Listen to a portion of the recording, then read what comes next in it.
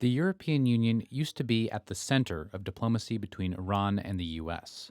But now the EU is increasingly finding itself on the sidelines as the two countries barrel towards conflict in the Middle East. But the Europeans, for various reasons, are not in a position to really shape American calculations. They look formidable in terms of the size of the population, economic power, and all the rest of it. But in reality, they actually don't have that much clout on the international stage, certainly not on this issue. There's a growing risk of military clashes in the region.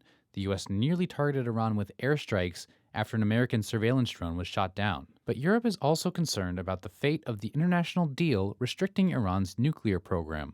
The U.S. abandoned that deal's constraints over a year ago, and now Iran is threatening to do the same. Europe has called for restraint from both countries, but hasn't taken a very active role in the crisis. I think that sometimes it's better not to intervene. The biggest problems in our history was always provoked by too active politics, not too passive. That may reflect the region's diminished sense of influence with both the U.S. and Iran. You've had the German foreign minister and a host of other senior European Union diplomats in Iran recently, but none of them have brought the kind of silver bullet that says to the Iranian, actually hang tight, stay in the agreement, we'll save the day.